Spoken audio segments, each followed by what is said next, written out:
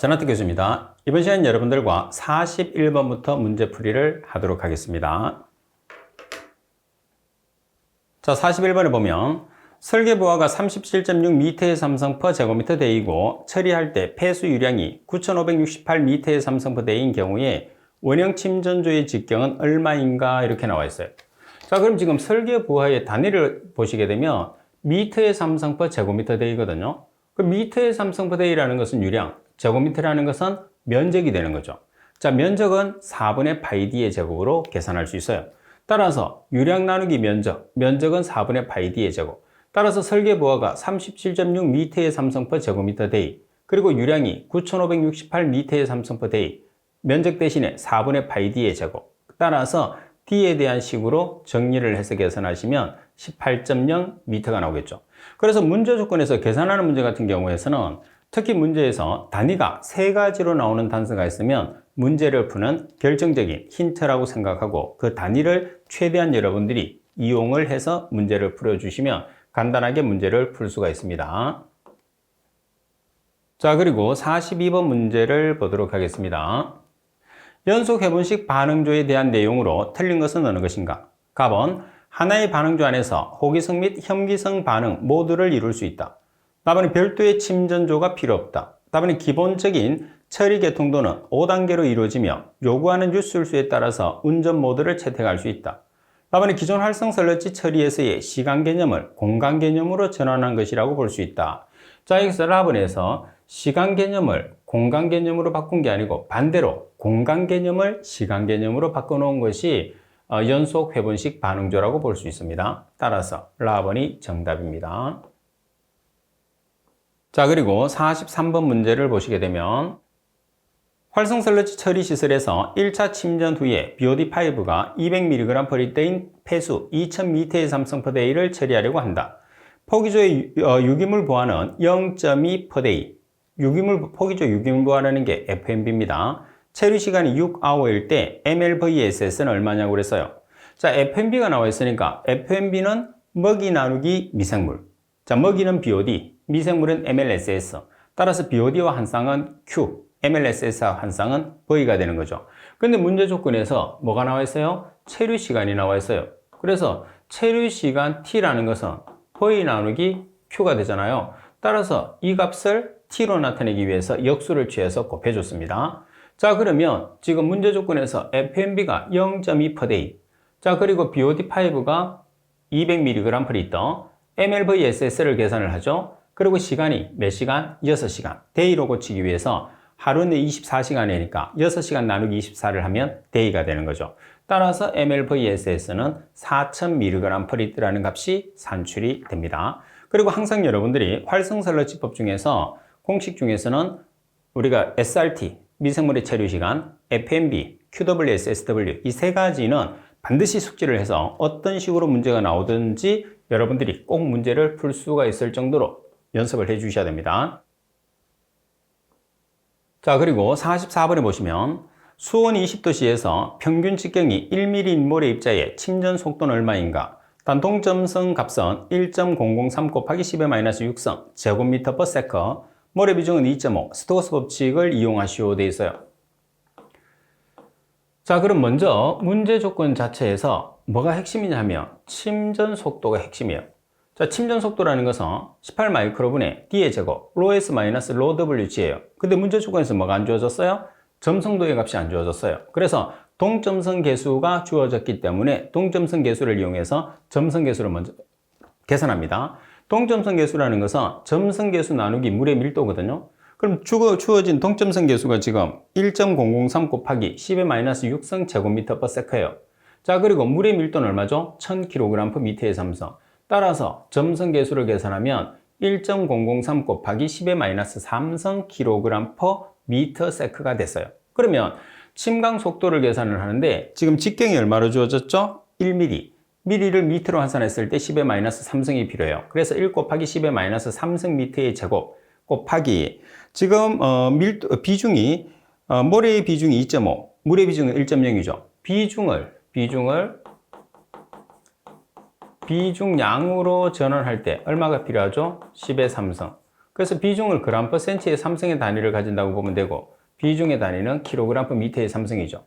따라서 2.5의 비중은 2500kg/m의 삼성, 1.0의 비중은 1000kg/m의 삼성을 가지니까 2500-1000입니다. 그리고 중력 가속도는 반드시 여러분들이 기억을 해야 돼요. 9.8m/s의 제곱 나누기 18 마이크로, 마이크로는 점성계수, 계산된 점성계수를 대입하시면 침강 속도는 0.814m/s라는 값이 나오게 되는 거죠. 자, 그리고 45번 문제를 보시게 되면 기계적으로 청소되는 바 스크린의 바 두께는 5mm이고 바 간의 거리는 20mm이다. 바를 통과하는 유속이 0.9m/s라고 한다면 스크린을 통과하는 수도 손실을 계산하시오 그랬어요. 자, 수도 손실을 계산했을 때 VB의 제곱 마이너스 VA의 제곱 나누기 2G 곱하기 0.7분의 1. 여기서 V라는 게 속도거든요. A라는 것은 접근 속도, B라는 것은 통과 속도. 그래서 접근 속도와 통과 속도가 동일하면 속도가 하나일 텐데 접근 속도와 통과 속도가 서로 다른 경우에서는 이렇게 두 가지로 주어지는 경우가 있어요. 자, 그러면 지금 A 지점과 B 지점으로 나타내겠습니다. A 지점의 속도 곱하기 A 지점의 면적, B 지점의 속도 곱하기 B 지점의 면적이에요. 그럼 여기에서 뭐를 계산하느냐면 VA를 계산을 합니다. VA에 대한 식으로 정리를 하게 되면, 자, 여기서 VA에 대한 식으로 정리하게 되면 AA를 나눠주시면 되겠죠. 그래서 VB 곱하기 AB 나누기 AA가 되는 거예요. 근데 여기서 AA라는 것은 뭐냐면 폭과 수심이 되는 거죠. 폭과 수심. 그래서 AB를 계산했을 때는 W 곱하기 H, W 곱하기 H가 수로의 면적이에요. 자, 여기에 바 간격과 바 두께를 고려를 합니다. 자, 이거는 여러분들이 왜 이렇게 해주느냐 하면, 지금 여러분들이 계산을 했을 때, 지금 바 간격과 바 두께를 고려하는 것은 지금 여러분들 일반적으로 나타냈을 때 우리가 이제 봄으로 스크린을 설치하잖아요. 그래서 그 스크린의 영향을 받기 때문에 여기서 바라는 영향을 받기 때문에 AB에는 바 간격과 바 두께를 반드시 고려를 해 주셔야 돼요. 자, 그러면 바 간격이 20mm. 그죠? 그리고 바 두께가 5mm.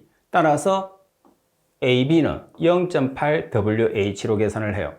반면에 VA를 계산합니다. 자, 그럼 VA라는 것은 여기서 여러분들이 VA를 계산을 이제 하죠. VA라는 것은 VB 곱하기 AB 나누기 AA라고 했으니까 VB가 지금 얼마죠? 통과되는 속도. 통과되는 속도가 지금 0.9m/s예요. 자, 그리고 지금 여기서 계산된 값 AB라는 값이 얼마죠? AB라는 값이 0.8WH. 그리고 AA라는 것은 폭의 가로 곱하기 세로니까 W 곱하기 H가 되는 거예요. 그래서 계산하게 되면 VA라는 것은 유입되는 속도죠. 유입되는 속도는 0.72m/s가 되는 거죠. 따라서 H에 대한 식, 수도 손실, H에 대한 식에 여러분 대입을 하게 되면 VB의 제곱, VB라는 것은 0.9m/s의 제곱입니다. VA라는 것은 우리가 계산했죠. 0.72m/s의 제곱 나누기 2 곱하기 중력 가속도. 중력 가속도는 9.8m/s의 제곱이에요. 전체 곱하기 0.7분의 1. 따라서 계산하시게 되면 0.0213m라는 수도 손실을 계산할 수가 있어요. 그래서 이 문제 조건에서 가장 핵심인 내용은 AB를 계산을 하는데 그 AB는 가로 곱하기 세로. 우리가 수로의 가로 곱하기 세로를 한 다음에 바의 간격과 바의 두께를 반드시 고려를 해야 된다는 것을 꼭 기억을 해야 돼요. 그래서 지금 AB 구하는 공식이 이 문제 조건에서는 제일 중요한 공식이다. 가장 핵심이다. 이렇게 여러분들이 볼 수가 있는 거죠. 자, 반면에 말씀드린 것처럼 AA 같은 경우에서는 수로의 면적이에요. AA는. 그래서 수로의 면적이기 때문에 실제로 바의 두께나 바의 간격을 고려하지 않아도 됩니다. 꼭 여러분들 문제를 풀었을 때 이 내용 자체를 잘 기억을 해 두셔야 돼요. 자, 그래서 팁에 보면 이제 설명이 있는데 여기서 AA라는 것은 수로입니다. 그리고 AB라는 것은 통과 면적이에요. 그럼 수로라는 것은 그냥 말 그대로 수로니까 폭과 수심을 곱하면 뭐가 되는 거죠? 바로 면적이 되는 거예요. 그래서 바 두께와 바 간격은 관계가 없어요. 그렇지만은 통과 면적 같은 경우는 물이 통과를 해야 된단 말이에요. 통과를 하게 되면 바가 설치되어 있으면 바에 대한 영향을 받을 수밖에 없겠죠. 그래서 통과 면적은 바 간격과 바 두께를 반드시 고려를 해야 된다는 것을 여러분들이 꼭 기억을 하고 계셔야 됩니다. 아시겠죠? 자, 그리고 46번 문제를 보시게 되면 생물학적 처리 공정에서 질산화 반응은 다음의 총괄 반응식으로 나타낼 수 있다. 반응식에서 NH4 플러스 N이 3mg/L가 질산화되는데 요구되는 산소의 양을 계산하시오 그랬어요. 자, 그러면 여기서 지금 문제에서 주어진 NH4N의 농도 3mg/L라는 것은 암모늄 이온의 농도가 아니고 암모늄 이온 중에서 질소의 농도입니다. 질소. 그래서 여기서 질소의 원자량 14g일 때 필요한 산소 2 곱하기 32g을 한 거죠. 자, 그리고 N의 농도가 3mg/L예요. 3mg/L가 질산화하는 데 필요한 산소량 THOD를 B를 넣는 거죠. 따라서 계산된 THOD는 13.71mg/L가 되는 거죠. 그래서 이 문제 조건에서도 암모늄 이온의 농도가 주어졌느냐, 암모늄 이온 중에서 질소의 농도가 주어졌느냐에 따라서 질소를 기준을 할 것이냐, 화합물을 기준할 것이냐를 반드시 여러분들이 판단을 해 주셔야 됩니다. 가장 간단한 문제겠지만은 그 판단이 안 되면 상당히 헷갈리는 부분이 되겠죠. 자, 그리고 47번 활성슬러지 폭기조의 유효 용적이 1000m의 삼성 MLSS 농도가 3000mg/L이고 MLVSS는 MLSS의 농도의 75%이다.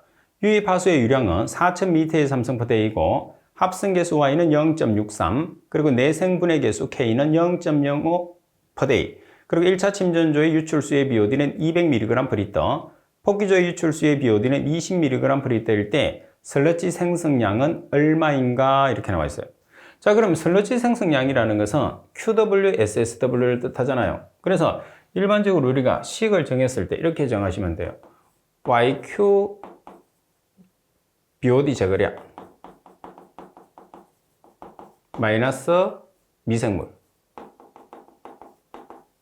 이렇게. 자, 그럼 여기에서 Y 곱하기 Q 곱하기 BOD 제거량은 유입수의 BOD분의 유출수의 BOD 이렇게 하면 되죠.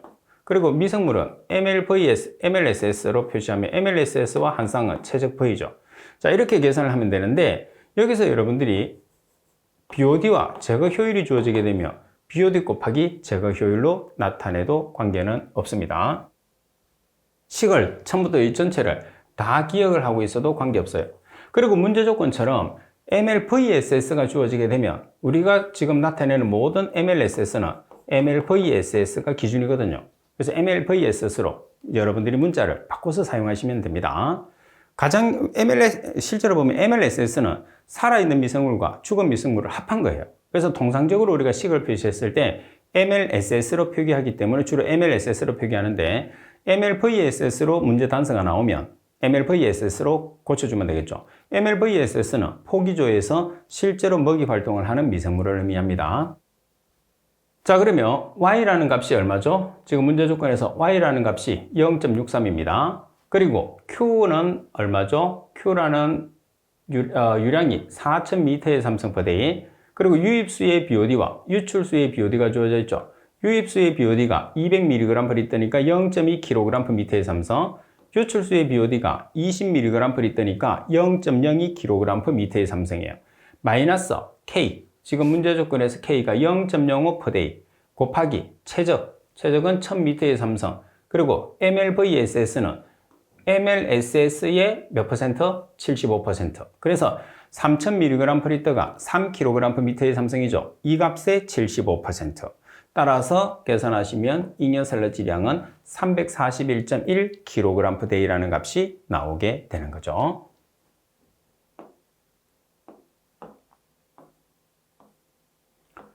자, 그리고 48번 문제를 보겠습니다.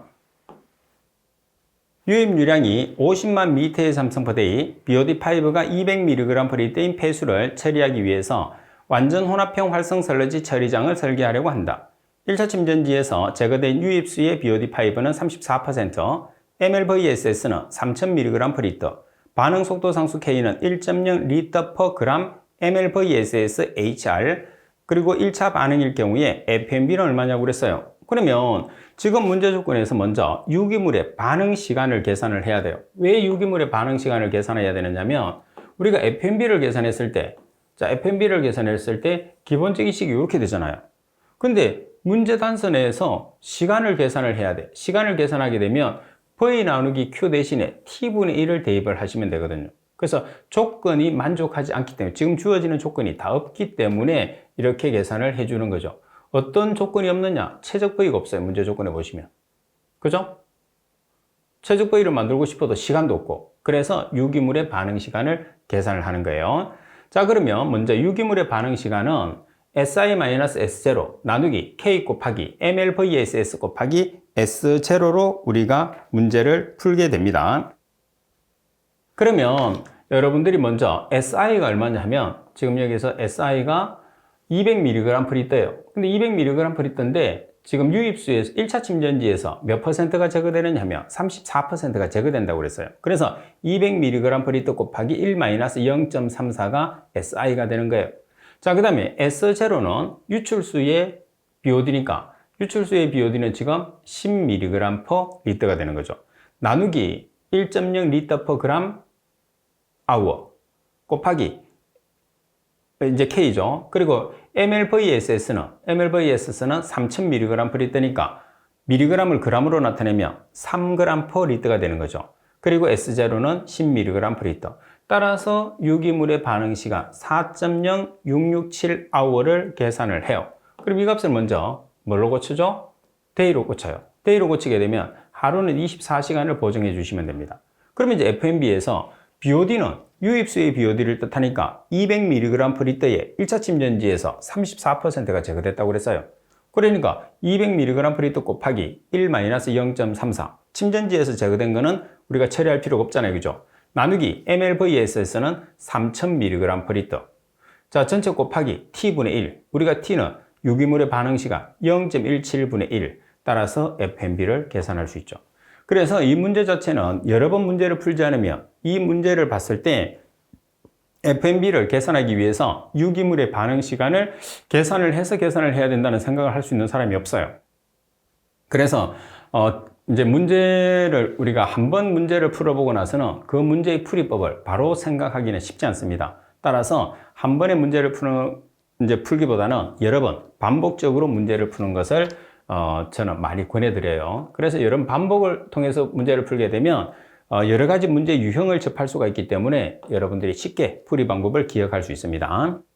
자, 그리고 49번 문제를 보시게 되면 하수종말 처리장에서 30분 침각률이 20%, SVI 슬러지 용적 지수가 100, 반송 슬러지 SS 농도가 9000mg/L일 때 슬러지 반송률은 얼마냐고 그랬어요. 그러면 슬러지 반송률은 반송비를 먼저 계산을 해야 되거든요. 그런데 반송비를 계산을 하기 위해서 우리가 필요한 게 뭐냐면 미생물이 필요해요. MLSS 나누기 SSR-MLSS로 반송비를 계산을 하는데 따라서 MLSS를 계산하기 위해서 슬러지 용적 지수 중에서 침각률 이 값이 SV거든요. SV가 %로 나와 있을 때 SVI를 계산하는 식이 있어요. 그죠? MLSS분의 SV 곱하기 %일 때 10의 4승 SV가 ml/L일 때 10의 3승을 통해서 계산하죠. 그러면 SVI가 지금 얼마냐면 100입니다. 그리고 SV가 20%예요. 그리고 MLSS를 계산을 하게 되면 2000mg/L가 나오죠. 그럼 반송비에 들어있는 MLSS 자리에 2000mg/L을 대입하고 SSR이라는 게 반송 슬러지 농도거든요. 문제에서 주어졌어요. 9000mg/L. 그러면은 반송비가 나오죠. 이 반송비에 얼마를 곱하면 10의 2성, 다시 말해서 곱하기 100을 하게 되면 반송률이 되는 거죠. 따라서 최종적으로 계산되는 반송률은 28.57%라는 반송률을 계산할 수가 있습니다. 자, 그리고 50번 문제를 보겠습니다. 유입 해수량이 50m의 삼성/hour, 유입수의 BOD 농도가 200g/m의 삼성, mLVSS 농도가 2kg/m의 삼성, FMB가 0.5/day, 폭소의 용적은 얼마인가? 자, FMB를 계산을 하는데 지금 여기서 FMB가 지금 얼마로 주어졌죠? 0.5/day. 그리고 BOD, 유입수의 BOD를 뜻하는 거죠. 200g/m의 삼성이에요. gpm의 삼성은 mg/L와 동일하죠. 따라서 mg/L 또는 gpm의 삼성을 kgpm의 삼성으로 환산해주기 위해서는 얼마를 곱하면 되나요? 10-3성. 따라서 0.2kgpm의 삼성이 되는 거죠. 따라서 유량 50m의 삼성 per hour. 자, 우리가 FMB가 데이 단위를 가지기 때문에 hour를 데이로 환산해주기 위해서 하루는 24시간을 보정합니다. 나누기 ml/vss는 얼마죠? 2kgpm의 삼성. 그리고 우리가 계산하는 최적. 따라서 최적 V에 대한 식으로 정리하시면 240m의 삼성이라는 값이 나오게 되죠. 그리고 보시다시피 FMB에 관계되는 문제들은 상당히 자주 출제되기 때문에 여러분들이 정확하게 숙지를 하고 있는 것이 중요합니다. 자, 그리고 51번. 하수의 인제거 처리 공정 중에서 인제거율이 가장 높은 것은, 자, 인제거율이 가장 높은 것은 보기 중에서는 역삼투 공정이 가장 높습니다. 51번의 정답은 가번. 자, 그리고 52번 문제를 보시면 무기수원계 화합물을 함유하는 폐수의 처리 방법으로 틀린 것은 어느 것인가? 자, 무기수원을 처리하는 방법은 아말감법이 있습니다. 황화물 침전법이 있고 이온교환법이 있고 활성탄 hợp착법이 있죠. 따라서 산화분해법은 없습니다. 정답. 그리고 53번 문제를 보시게 되면 유해 물질인 시안 처리 방법에 대한 내용으로 틀린 것은 어느 것인가? 가번. 오존산화법은 오존은 알카리성 영역에서 시안 화합물을 N2로 분해시켜서 모여야 한다. 답안이 전해법은 유가금속률을 회수할 수 있는 장점이 있다. 답안이 충격법은 시안을 pH 3 이하의 강산성 영역에서 강하게 폭기하여 산화하는 방법이다. 답안이 감청법은 알칼리성 영역에서 과잉의 황산 알루미늄을 가해서 공침시켜 제거한다. 자, 여기에서 황산 알루미늄을 첨가하는 게 아니고 뭐를 주입해야 되느냐 하면 황산 제1철이나 황산 제2철, 다시 말해서 철염을 가해서 공침시켜서 제거하는 방법이 됩니다. 황산 알루미늄을 쓰는 게 아니고 철염을 써야 돼요. 따라서 라번이 정답. 자, 그리고 54번 문제를 보겠습니다. 정수 처리 대상 항목의 처리 방법으로 틀린 것은 어느 것인가? 가번. 색도가 높은 경우에서는 응집 심전 처리, 활성탄 처리 또는 오존 처리를 한다. 답안에 트리클로르에틸렌, 테트라클로르에틸렌, 111 트리클로르에탄 등을 함유한 경우에는 이를 저감시키기 위해서 폭기 처리나 입상 활성탄 처리를 한다. 답은 어미온 계면 활성제를 다량으로 함유한 경우에는 어미온 계면 활성제를 제거하기 위해서 활성탄 처리나 생물 처리를 한다.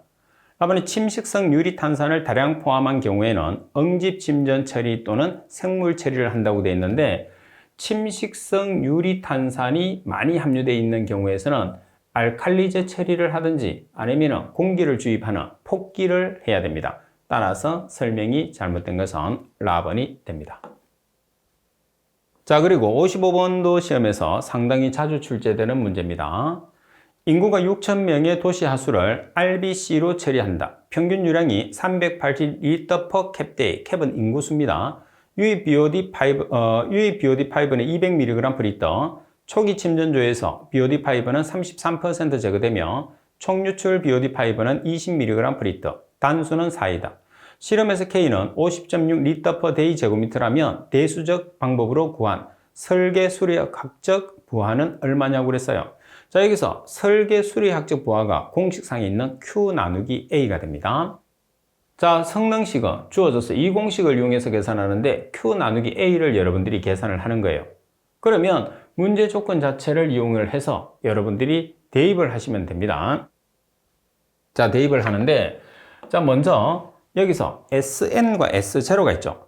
SN이라는 것은 유출수의 농도, 그리고 S0는 초기 농도, 유입수의 농도예요. 그러면 유입수가 얼마냐 하면 200mg/L예요. 그런데 초기 침전지에서 얼마만큼 제거했느냐? 33%를 제거했다고 되어 있어요.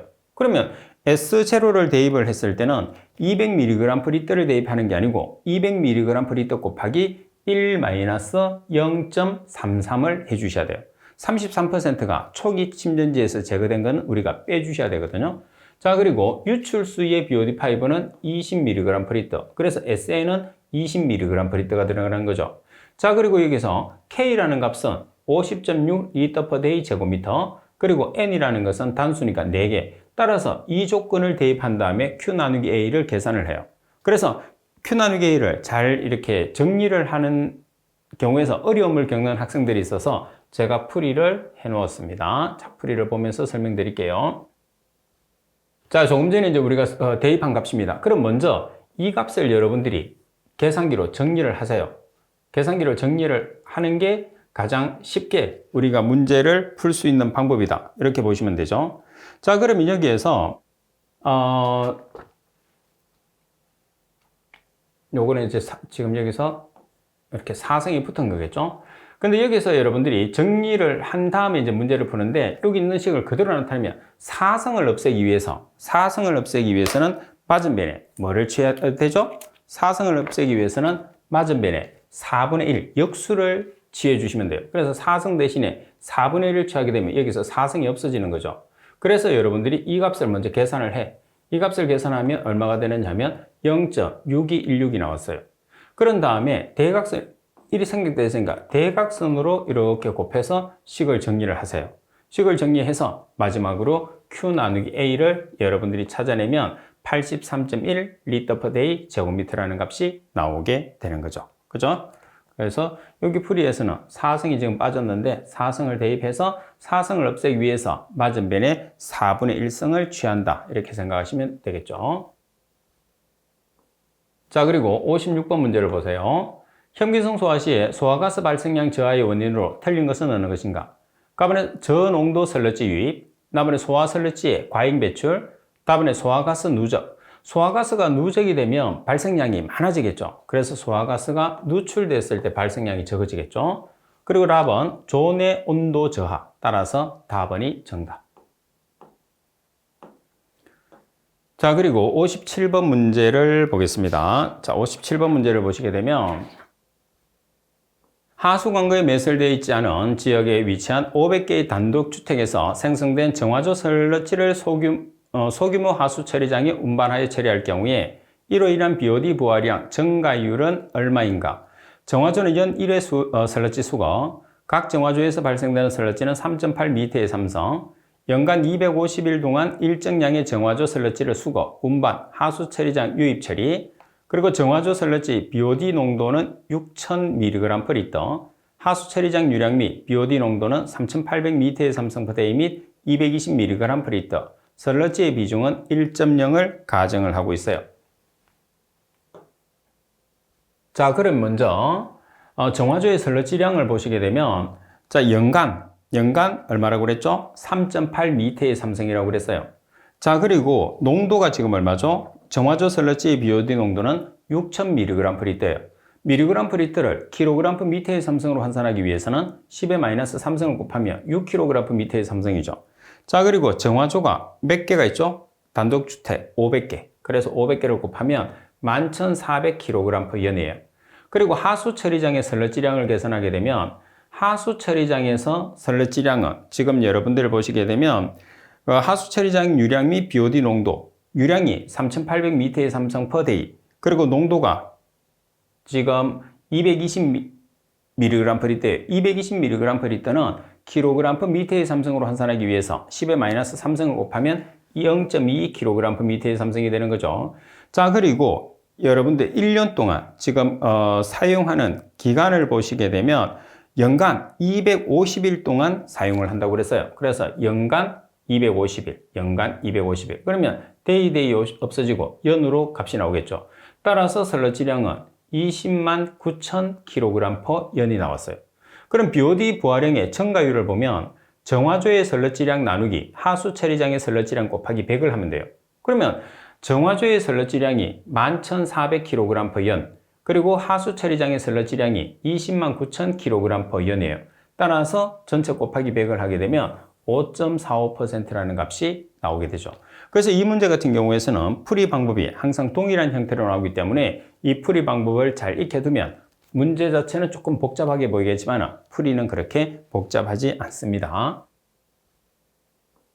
자, 그리고 58번 문제를 보시게 되면 역삼투법으로 하루에 760m의 삼성의 3차 처리 유출수를 단련하기 위해서 요구되는 막의 면적은 얼마인가? 물질 전달 개수는 0.104 리터 per day 제곱미터 킬로파스칼, 유입 유출수의 압력 차이는 2400 킬로파스칼, 유입 유출수의 삼투압 차이는 310kPa, 운전 온도는 고려하지 않는다고 그랬어요. 자, 그러면 이 지금 조건 자체 내에서 25도씨에 해당하는 막의 면적을 계산을 하는 거죠. 그럼 25도씨에 해당하는 막의 면적이라는 것은 유량 나누기 유출 수량이에요. 그러면 우리가 하루에 제거해야 되는 유량이 760m의 삼성입니다. 그럼 유출 수량을 계산하는데 유출 수량은 물질 전달 계수의 값에서 압력차와 삼투압 차를 빼서 곱해주시면 돼요. 그러면 QF라는 유출 계수는 물질 전달 계수 곱하기 2400-310kPa를 빼서 곱해줘요. 그럼 kPa, kPa 없어지죠. 이 단위가 뭐냐면 유출 수량의 단위예요. 이 유출 수량의 값을 우리가 제거해야 되는, 하루에 제거해야 되는 양으로 나눠주는 거죠. 760m의 삼성, 미터의 삼성을 리터로 환산하기 위해서 10의 삼성을 곱해줘요. 그러면 760m의 삼성이 76만 리터 per day가 되겠죠. 나누기 유출 수량 217.36 리터 per day 제곱미터. 따라서 계산하시게 되면 막의 면적은 3496.50 제곱미터. 여기서 계산된 막의 면적은 25도씨에 해당하는 막의 면적이 됩니다. 그러면 10도씨에 해당하는 막의 면적을 계산하시오. 그러면 10도씨에 해당하는 막의 면적은 반드시 25도씨에 해당하는 막의 면적 곱하기 계수값이 주어지거든요. 그래서 공식을 굳이 10도씨에 해당하는 막의 면적은 암기를 하지 않아도 돼요. 그리고 58번 문제는 상당히 필기실기에서 자주 출제되기 때문에 반드시 여러분들이 숙지를 해 주셔야 되는 문제입니다. 그리고 59번, 하수로부터 인 제거를 위한 화학제의 선택에 영향을 미치는 인자로서 틀린 것은 어느 것인가? 가번에 유입수의 인해 농도, 나번에 설러지의 처리 시설, 다번에 알칼리도, 나번에 다른 처리 공정과의 차별성. 여기서 우리가 화학제 선택에 영향을 미치는 인자와 관계없는 것은 라번이 됩니다. 다른 공정과 굳이 차별성을 가질 필요는 없어요. 처리의 효율만 높이면 되는 거죠. 자, 그리고 문제 60번을 보시게 되면 하수 처리에서 생물막법의 효과적인 적용이 필요한 경우로 틀린 것은 어느 것인가? 가번은 특수한 기능을 가진 미생물을 반응조 내 고정화해야 할 필요가 있는 경우, 나번에 정식 속도가 빨라서 고정화하지 않으면 미생물의 유출 농도를 제어할 수 없는 경우, 그리고 활성 설러지로 대응할 수 없는 정도의 큰 부하 변동이 있는 경우, 그리고 생물 반응에 저해 물질이 유입되는 경우. 자, 이 조건 자체 내에서 틀린 것은 나번입니다. 정식 속도가 빠른 경우에서는 일반적으로 우리가 부유 성장식을 사용하는 게 가장 적합하다 이렇게 보는 거죠. 그래서 생물 막법은 부착 성장식이에요. 그래서 부착 성장식으로 부적합한 것은 나번입니다. 나번은 부유 성장식이 적합합니다. 자, 그리고 문제 61번 보시면 자, 직각삼각 위에서 웨어의 수두가 0.2m, 수로 폭이 0.5m, 수로의 밑면으로부터 절단 하부점까지의 높이가 0.9m일 때 아래의 식을 이용해서 유량을 구하시오 돼 있어요. 그러면 삼각에 의해서 유량 구하는 식은 KH 2분의 5승이잖아요. 그러면 유량계수 K가 주어지면 주어지는 유량계수 K를 이용을 하세요. 근데 문제 조건처럼 유량계수 구하는 공식이 주어졌어요.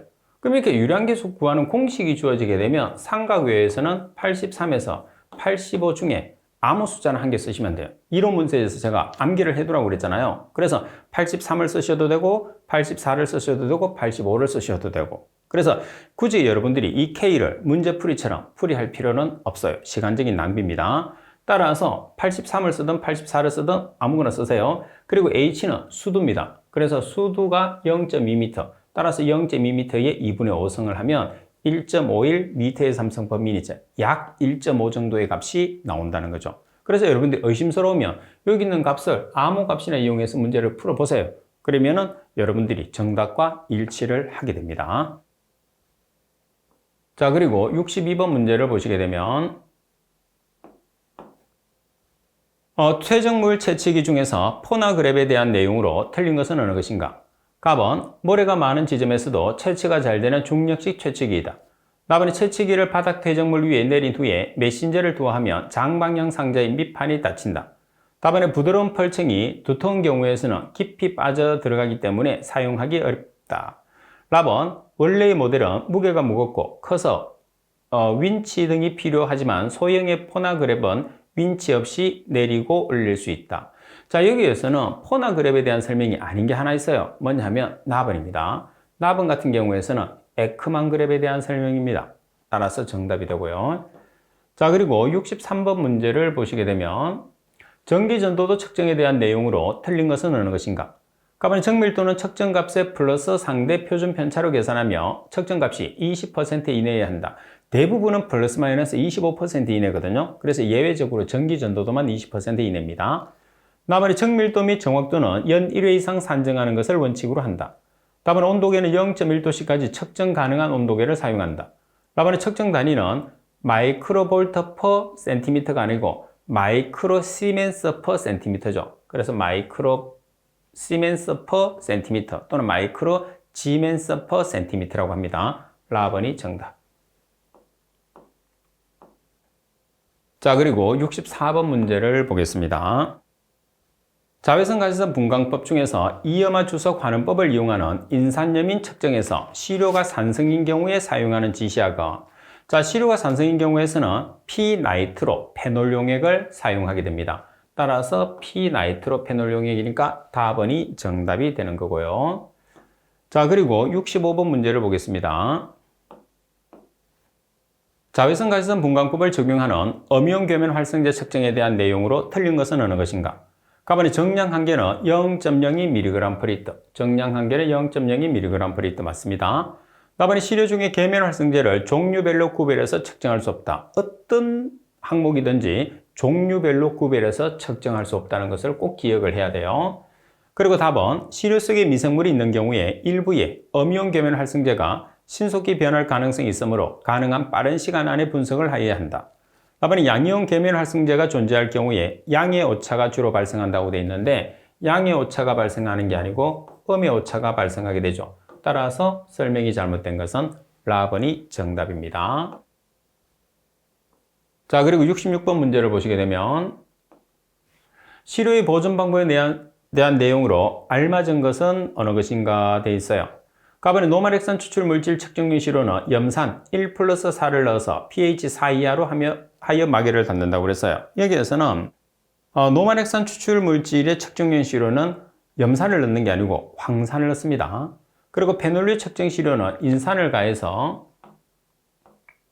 자, pH 4로 조절하고 시료 1리터당 황산 동 0.5g을 가하고 5에서 10도씨의 냉암소에서 보관하며 채수 후에 24시간 안에 분석하여야 한다.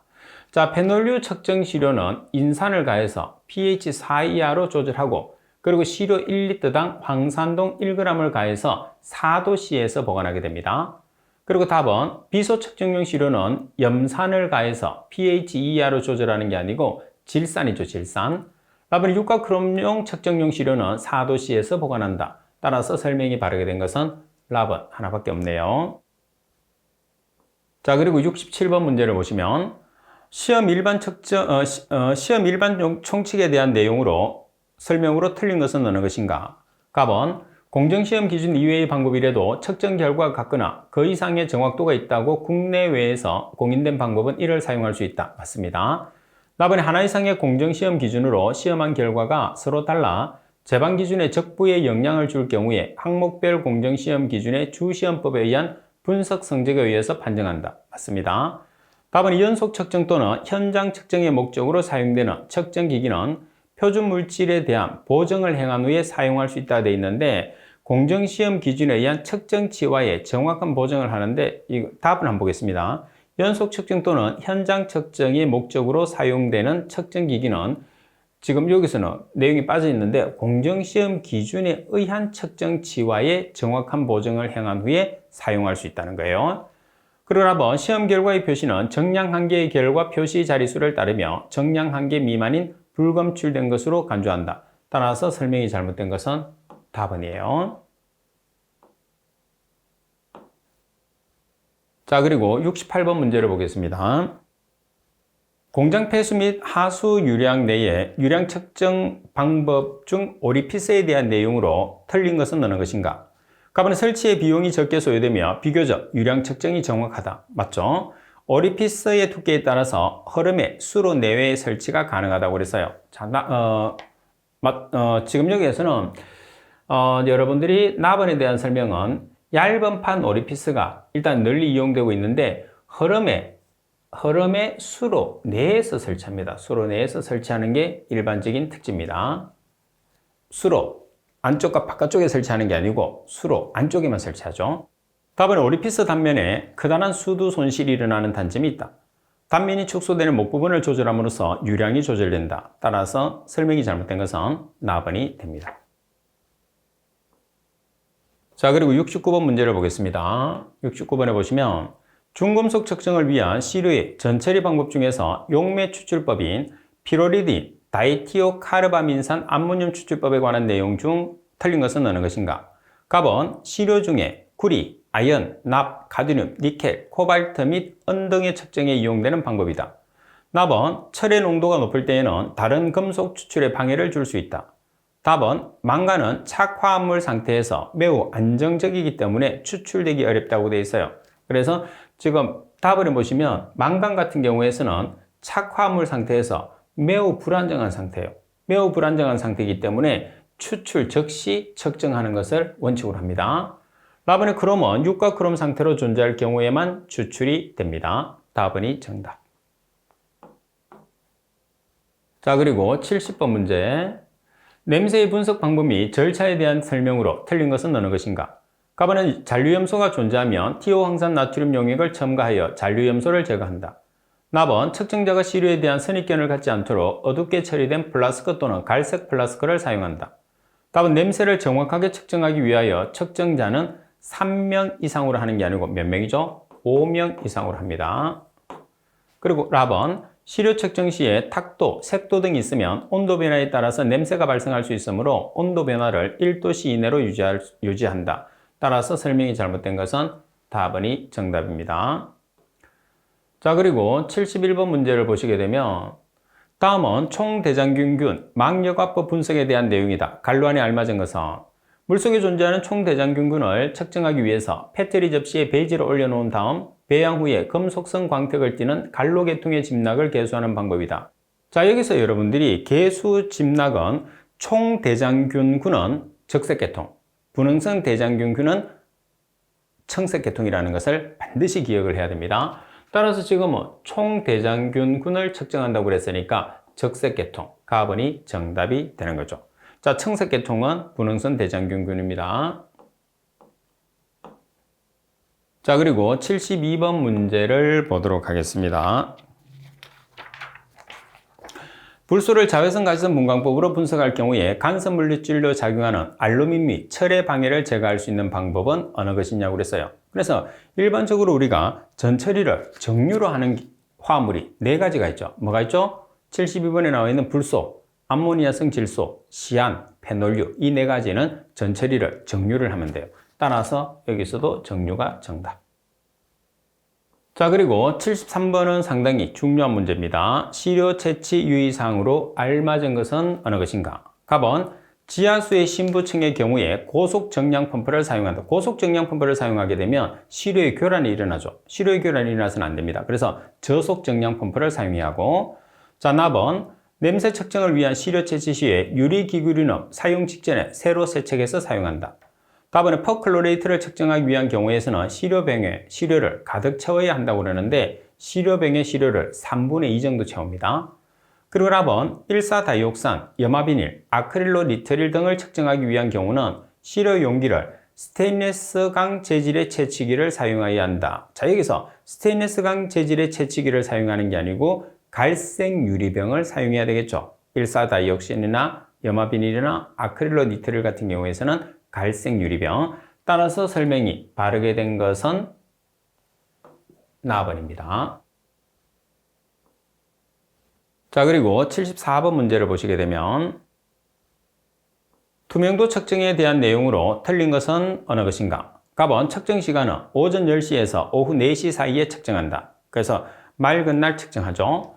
납은 측정 결과는 0.1m 단위로 표시한다. 다음은 투명도판은 지름이 30cm로 무게가 3kg이 되는 원판에 지름이 5cm의 구멍 8개가 뚫려 있다. 답은 흐름이 있어서 줄이 기울어질 경우에서는 5kg 이상의 줄을 달아서 줄을 세워야 한다. 자, 우리가 투명도 판의 무게는 3kg이에요. 근데 기울어질 경우에서는 우리가 추를 달거든요. 추는 몇 kg짜리를 다느냐 하면 추는 2kg짜리를 달아주시면 돼요. 따라서 설명이 잘못된 것은 라번입니다. 자, 그리고 75번 문제를 보시게 되면 석유계 총탄화수소를 용매 추출, 기체 크로마토그래피로 분석할 때 정량 한계는 얼마인가? 자, 석유계 총탄화수소를 용매 추출 기체 크로마토그래피로 우리가 분석했을 때 정량 한계는 0.2mg/L입니다. 그래서 라번이 정답. 그리고 76번.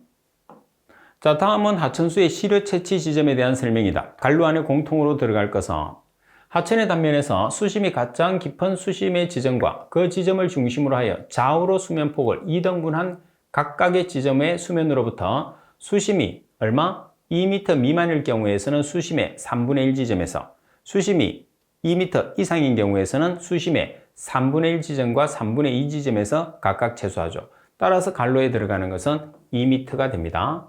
말씀드린 것처럼 가장 깊은 지점을 기준해서 좌우로 이등분을 해요.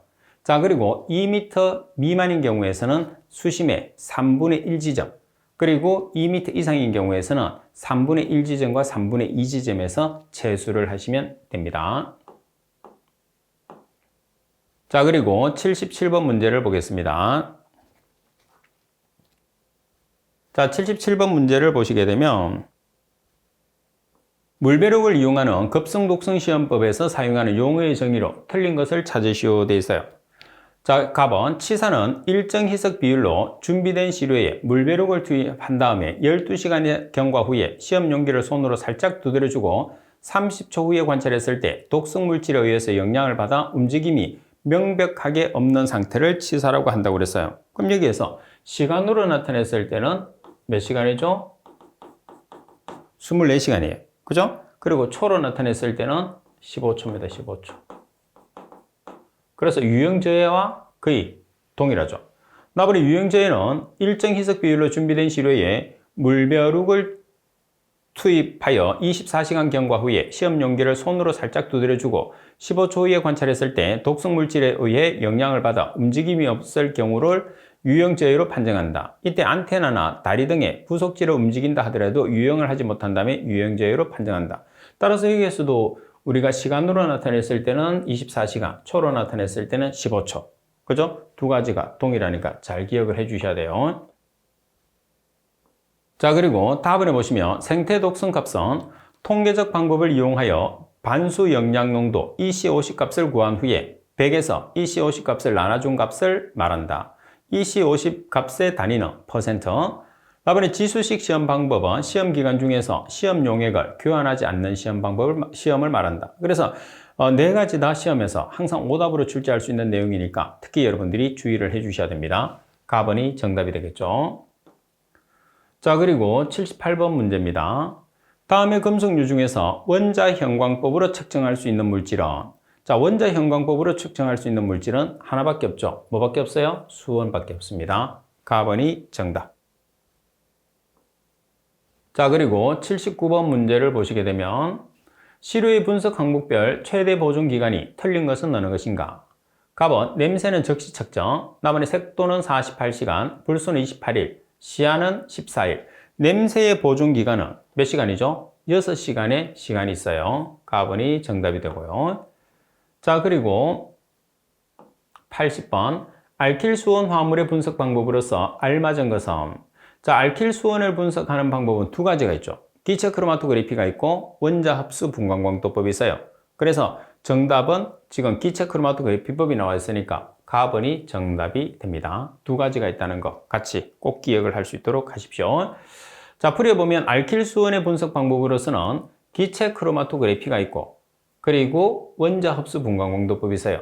알킬수원은 중금속이에요. 그래서 중금속 물질의 가장 대표적인 분석 방법이 원자 흡수 분광광도법이거든요. 그런데 특이하게 중금속인데도 불구하고 기체 크로마토그래피로 분석을 하는 방법이 알킬수원이에요. 그래서 지금 문제처럼 알킬수원 화합물의 분석 방법으로 바르게 된 것을 찾으시오. 자주 나오는 거죠. 왜? 중금속 물질은 기체 크로마토그래피를 거의 이용하지 않거든요.